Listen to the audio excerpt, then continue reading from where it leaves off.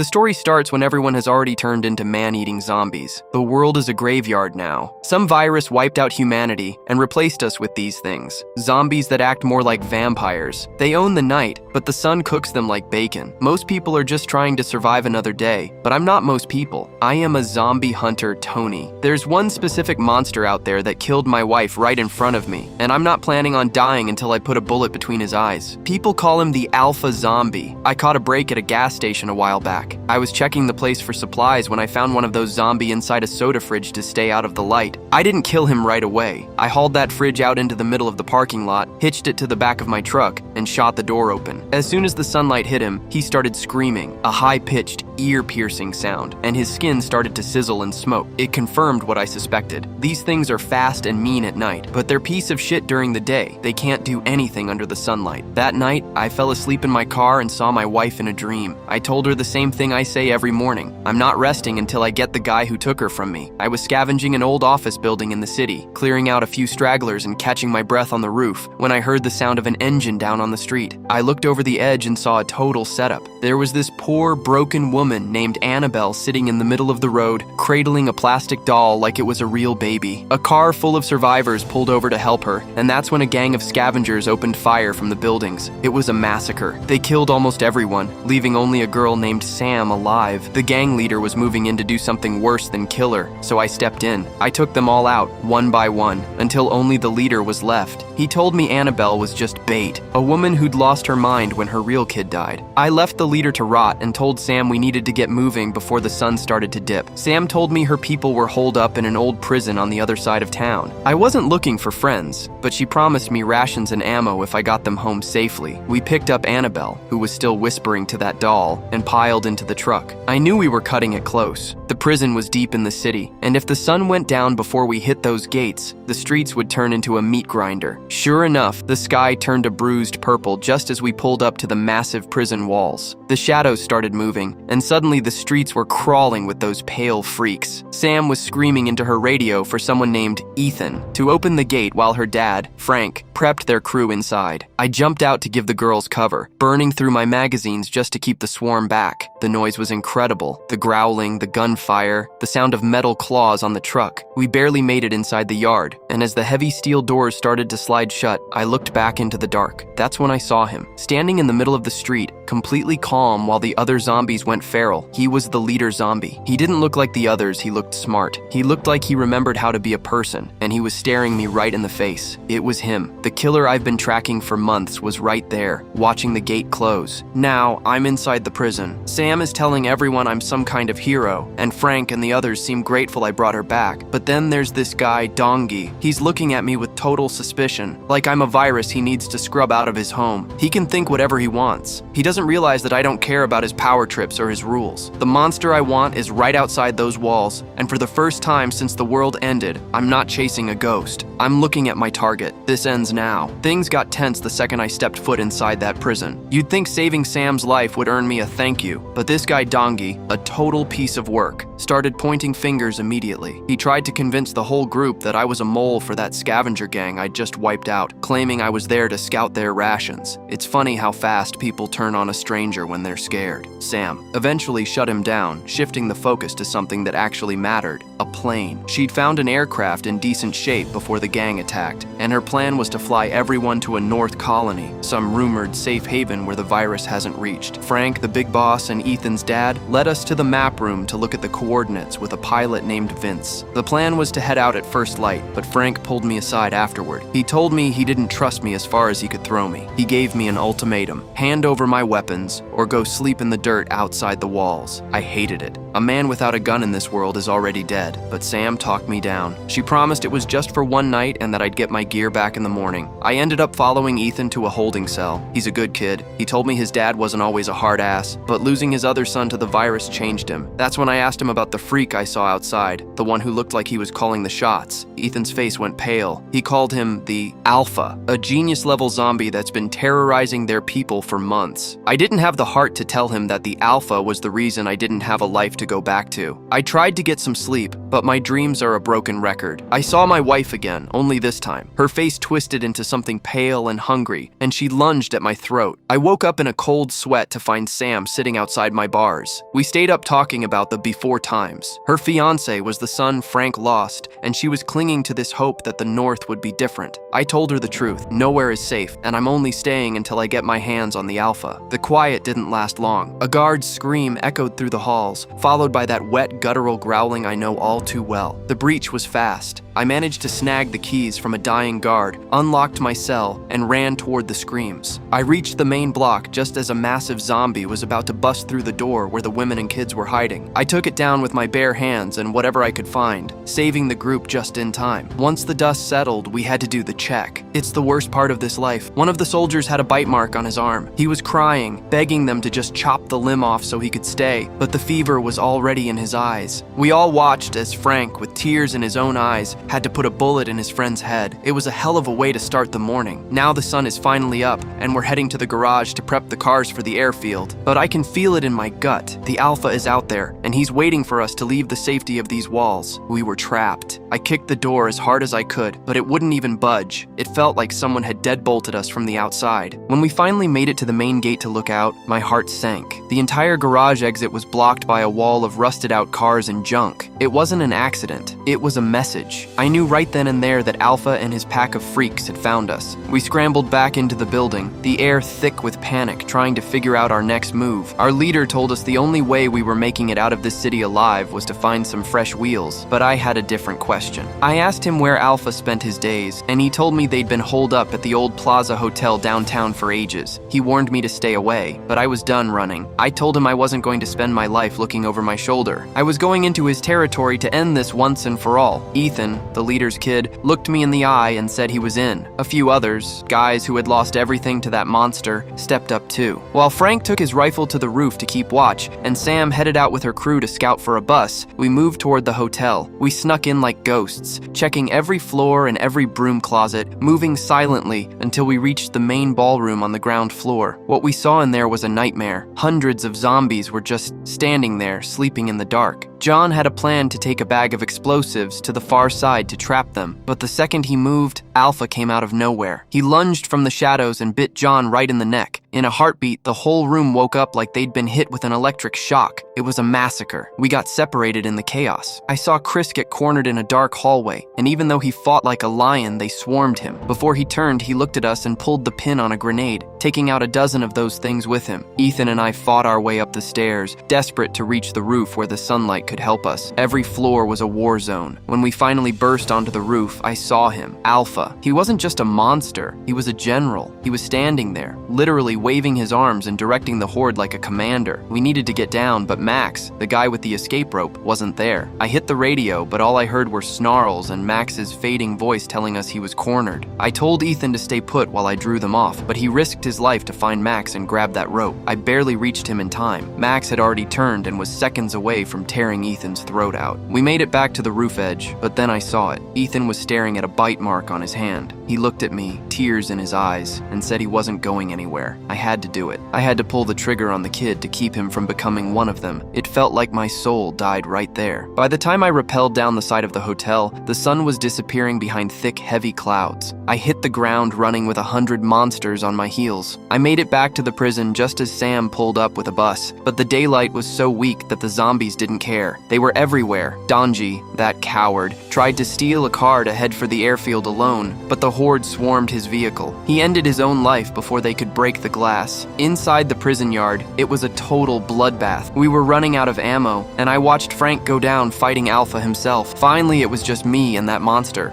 He was too strong, too fast. He threw me around like a rag doll. I realized I couldn't beat him with muscle, so I lured him up to the ledge of the guard tower. Just as he lunged for the kill, the clouds broke. I shoved him right into a beam of direct sunlight. I watched him scream and sizzle, his skin bubbling until he turned to ash. A year of waiting, a year of pain for what he did to my wife, and it was finally over. The rest of the horde scattered into the shadows. Sam told me it was time to move on with the survivors, but I couldn't. I started this nightmare alone, and I have a feeling the rest of the world still needs cleaning up. I said my goodbyes and walked off into the horizon, alone.